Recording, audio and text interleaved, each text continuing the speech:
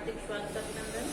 हम पढ़ रहे हैं बाल महाभारत कथा जो कक्षा 7 के लिए है और आज हमारा अध्याय है नंबर 17 और 18। इससे पहले हमने 16 अध्याय कंप्लीट कर लिए हैं। 17 नंबर का अध्याय है धृतराष्ट्र की चिंता और 18 नंबर का है भीम और हनुमान। तो हमने पढ़ा था नंबर 16 अध्याय के अंदर कि किस प्रकार पांडु युद्ध में हार जाते हैं और अपना राजपाट खोकर वो वनवास के लिए निकल जाते हैं। तो जब वनवास के अंदर जाते हैं तो धृतराष्ट्र को चिंता होती है कि किस प्रकार रहेंगे कैसे। तो ये सारा हम आज हम पढ़ेंगे। बाद में हनुमान और भीम की कैसे मुलाकात होती है उसका वर्णन हम देखेंगे। तो सबसे पहले देखते हैं अध्याय नंबर 17 जिसका शीर्षक है धृतराष्ट्र की चिंता। जब द्रौपदी को साथ लेकर पांडव वन की ओर जाने लगे तो धृतराष्ट्र ने विदुर को बुलावा भेजा और पूछा। जैसे ही वो वन के लिए रवाना हो गए और एक साथ में द्रौपदी भी थी तो जो धृतराष्ट्र है वो विदुर को बुलावा भेजते हैं और क्या कहते हैं, विदुर पांडु के बेटे और द्रौपदी कैसे जा रहे हैं, मैं कुछ देख नहीं सकता, तुम बताओ कैसे जा रहे। क्यों आपको पता ही है धृतराष्ट्र जन्मंदे थे तो कहते हैं कि मैं देख नहीं पाता, तो तुम वर्णन करके बताओ कि वो कैसे वन की ओर जा रहे हैं।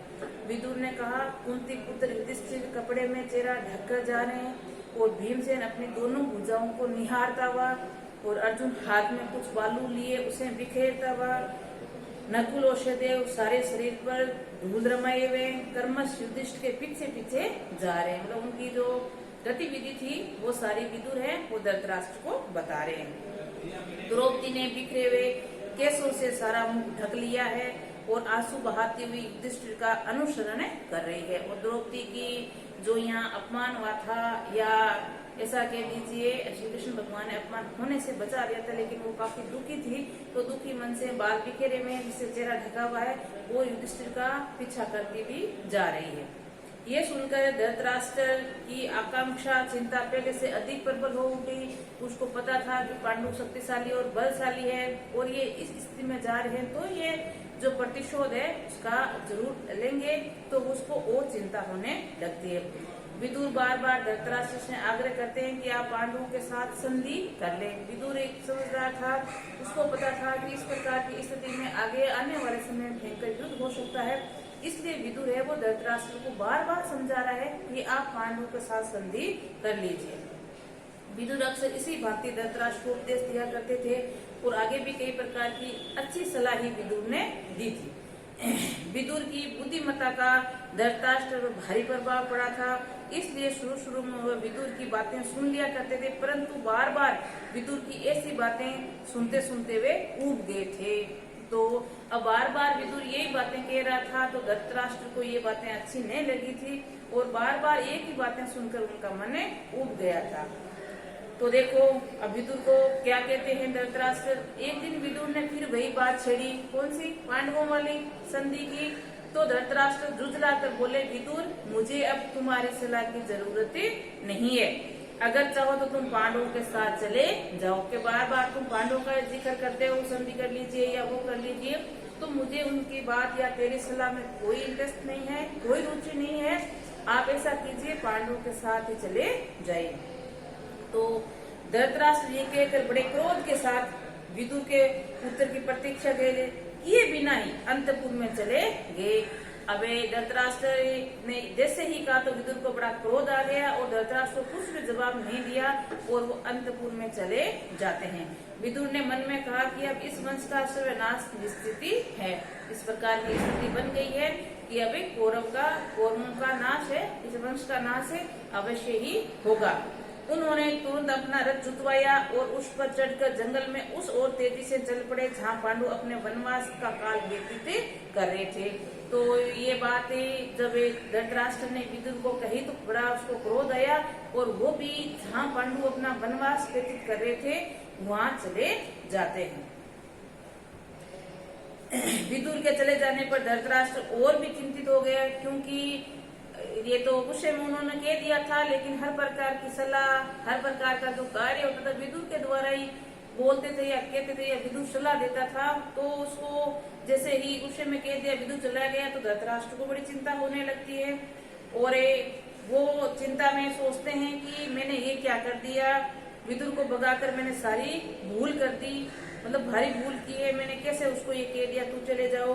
ये सोचकर धृतराष्ट्र संजय को बुलाया और कहा, संजय मैंने अपने प्रिय विदुर को बहुत बुरा भला कहा था, उससे गुस्सा होकर वे वन में चला गए हैं, तुम जाकर किसी तरह समझा बुझाकर वापस मेरे पास लाओ।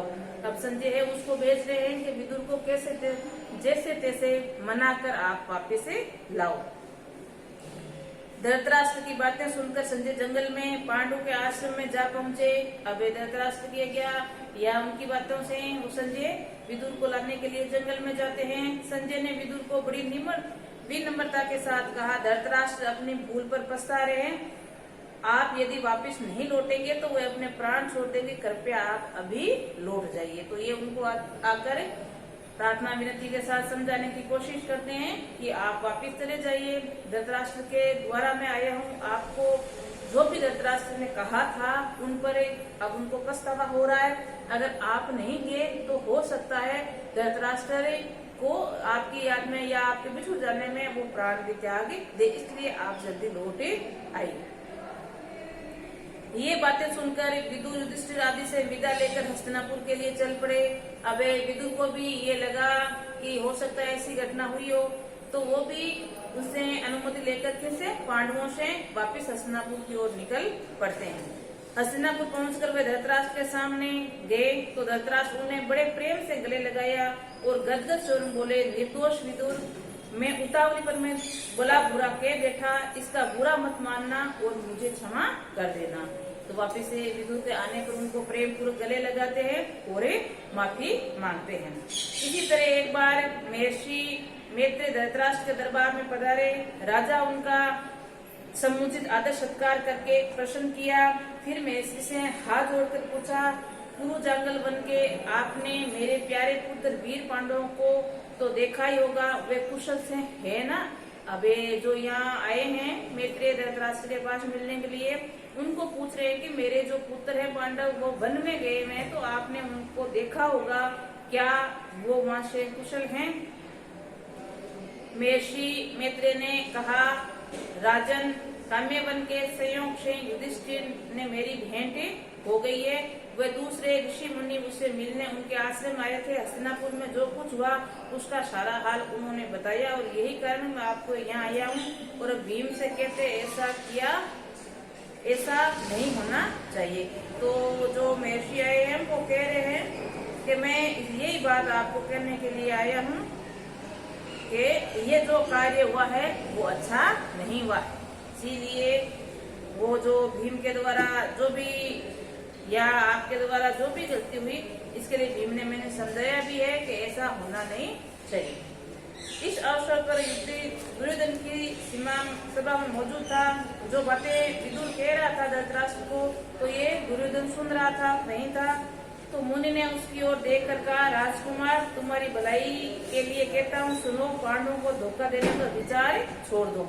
अब जो मैत्रेय हैं ये दुर्योधन को भी समझाते हुए कहते हैं कि आपने जो विचार किया है पांडवों के साथ धोखा किया है, तो धोखा देने का या उनसे बदला लेने का विचार आप छोड़ दो, उसे बेर मोल ना हो, इसके साथ संधि कर लो, इसी में तुम्हारी भलाई। ये भी ऐसे समझा रहे जिस प्रकार विदुर समझाता है।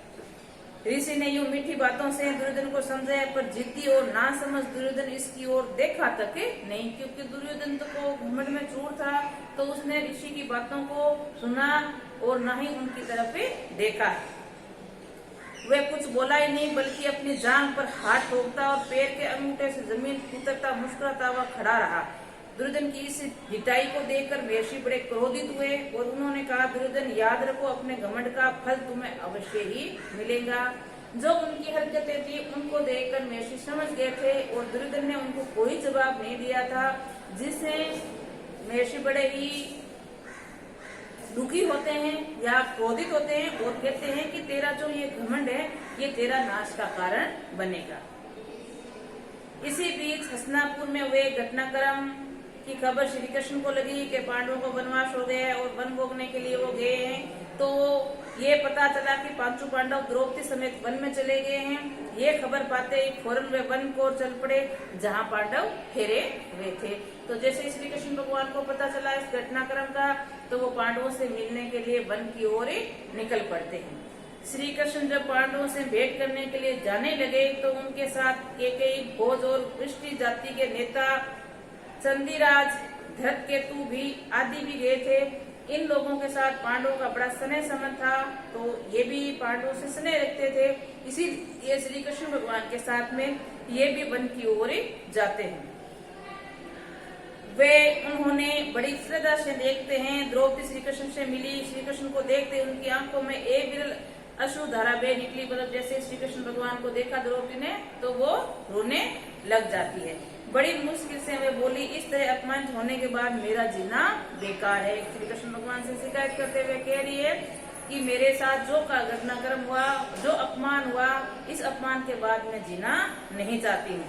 मेरा कोई नहीं रहा, आप भी मेरे ने रहो। ये कहते कहते द्रौपदी की बड़ी बड़ी आंखों में गरम गरम आंसू की धारा बहने लगी। वे आगे नहीं बोल सकी। करुण स्वर में विलाप करती हुई द्रौपदी को श्री कृष्ण ने समझाया और धीरज बधाया। वे बोले, बहन द्रौपदी, जिन्होंने तुम्हारा अपमान किया है, इन सब की लाश युद्ध के मैदान में खून से लथपथ होकर पड़ेगी। तुम शोक ना करो। मैं वचन देता हूँ कि पांडवों को हर प्रकार से सहायता करूंगा। ये भी निश्चित मानो कि तुम साम्राज्य के पद को फिर सुशोभित करोगी। तो द्रौपदी को ढाढ़सा बनाते हुए श्री कृष्ण भगवान कहते हैं कि जिसने तेरा अपमान किया है, बहन मान रहे हैं, और उसका अपमान का बदला हम अवश्य लेंगे, और मैं हर प्रकार से पांडवों की सहायता करूंगा और तुझे तेरा वापस पद दिलवाऊंगा। तो द्रुतमन भी बहन को सतावना दी, साथ में गए हुए थे। उन्होंने भी उनको कहा कि ये जो श्री कृष्ण भगवान है उसके साथ हम भी हैं आपके साथ, और समझाते हुए कहा कि श्री कृष्ण की प्रतिज्ञा अवश्य ही पूर्ण होगी, मतलब उनसे बदला हम जरूर लेंगे। इसके बाद श्री कृष्ण पांडवों से विदा लेते हैं वापिस आने के लिए, और बाद में अर्जुन की पत्नी सुभद्रा और उसके पुत्र अभिमन्यु को भी वे द्वारिका लेते गए। द्रौपदी के पुत्रों को लेकर दुर्मुन पांचाल देश से चला गया। तो ये तो धृतराष्ट्र की चिंता संबंधित बात थी, किस प्रकार गए, क्या क्या हुआ, कैसे वन में उनको सूचना मिली उनकी, ये सारी बातें। अब आता है आपका अगला अध्याय नंबर 18, जिसका शीर्षक है भीम और हनुमान, दोनों की कैसे मुलाकात होती है, ये घटनाक्रम हम इसमें पढ़ेंगे।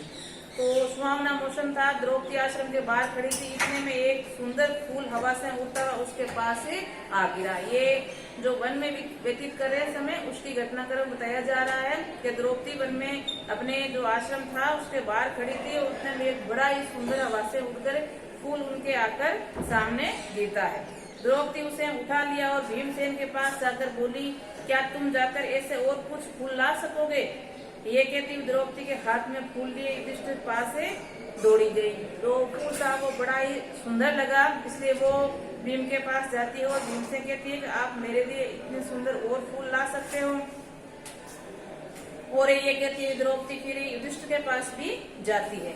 द्रौपदी की इच्छा पूरी करने के लिए भीमसेन इस फूल की तलाश में निकल पड़ते हैं, और जैसे ही द्रौपदी ने अपनी इच्छा जाहिर की कि ऐसे फूल मुझे और चाहिए, तो भीम है वो ऐसे फूल लाने के लिए जंगल की ओर फूलों की तलाश में निकल पड़ते हैं। चलते चलते वे पहाड़ी की घाटी में जा पहुंचे, और जहाँ केले के पेड़ों का एक विशाल बगीचा लगा हुआ था। तो जंगल में गए हैं फूल की तलाश में, और वहीं एक बड़ा विशाल केले का बगीचा देखते हैं। बगीचे के बीच एक बड़ा भारी बंदर रास्ता रोके लेटा हुआ था। बंदर ने भीम की तरफ देखकर कहा, मैं कुछ अस्वस्थ हूँ इसलिए लेटा हुआ हूँ, जरा आंख लगी तो तुमने आकर नींद खराब कर दी, मुझे क्यों जगाया तुमने? वो बंदर लेटा हुआ था तो भीम उसको जगाया है, तो कह रहा है कि मेरा स्वास्थ्य अच्छा नहीं था इसलिए मैं लेटा था, तो आपने मुझे जगा क्यों दिया? एक बंदर ने इस प्रकार मनुष्य जैसा उपदेश देने पर भीमसेन को क्रोध आया और बोला। तो बंदर की इस प्रकार का उपदेश सुनकर भीम को गुस्सा आया है। जानते हो मैं कौन हूँ? मैं कुरु वंश का वीर कुंती का बेटा हूँ, तुम्हें रोको मत, मेरा रास्ता हट जाओ और मुझे आगे जाने दो। तो भीम अपना परिचय देते हुए बता रहे हैं कि आप मुझे नहीं जानते, मैं कौन हूँ। कुरुवंश का राजकुमार और कुंती का पुत्र हूँ, तो आप मेरा रास्ता ना रोकें, मुझे आगे जाने दे। बंदर बोला, देखो भाई मैं बूढ़ा हूँ, कठिनाई से उठ बैठ सकता हूँ, ठीक है, यदि तुम्हें आगे बढ़ना ही है तो मुझे लांग कर चले जाओ। वो कह रहा है कि मेरा स्वास्थ्य वैसे भी ठीक नहीं है और ऊपर से मैं बूढ़ा हूँ तो उठ नहीं सकता हूँ, तो मेरे को लांग कर मेरे ऊपर से आप चले जाइए। इसी से मैं रुक गया।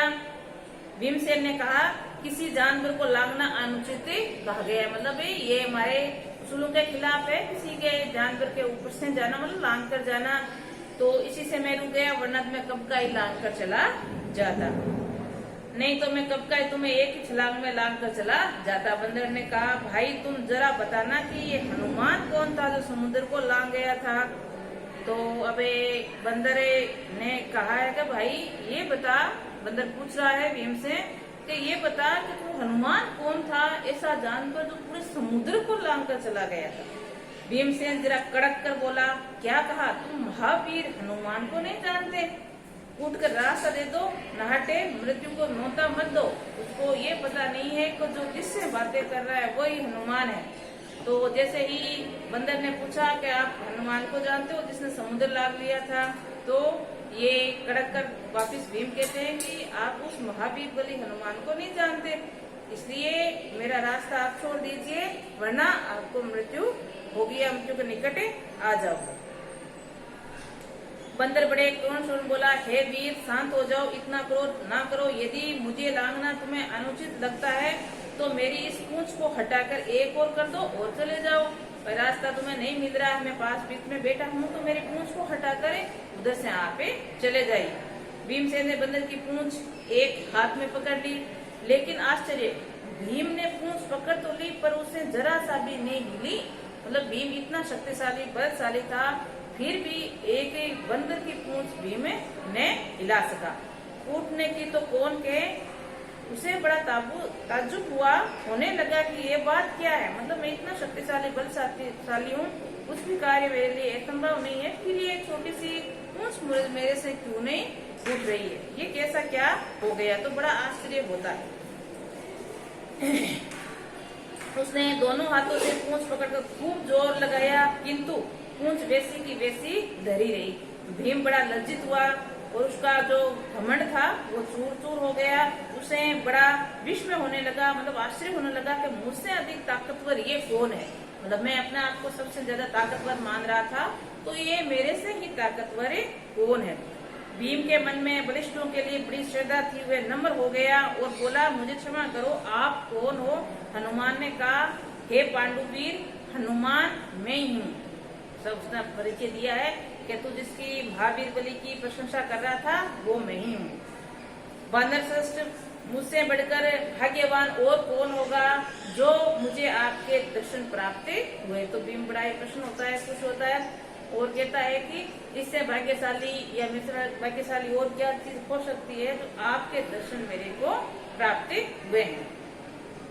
कहकर भीम ने हनुमान को दंडवत प्रणाम किया और मारुति ने आशीर्वाद देते हुए, मारुति हनुमान के लिए आया है, मारुति ने आशीर्वाद देते हुए कहा, भीम, युद्ध के समय तुम्हारे भाई अर्जुन के रथ पर उड़ने वाली ध्वजा पर मैं विद्यमान रहूंगा, विजय तुम्हारी ही होगी। ऐसा आशीर्वाद मारुति ने भीम को कहा है। इसके बाद हनुमान ने भीमसेन को पास के झरने से खिले हुए सुगंधित फूल दिखाए और फूलों को देखते ही भीमसेन को द्रौपदी का स्मरण आया और उसने जल्दी से फूल तोड़े और बेग से मतलब तेजी से आश्रम की ओर लौट चले। तो ये थी भीम और हनुमान की मुलाकात। तो आज हमने 2 अध्याय कर लिए हैं, पहला धृतराष्ट्र की चिंता और दूसरा भीम और हनुमान। आगे बाकी बच्चे वो कल करेंगे। तो आज के लिए इतना ही, नमस्कार।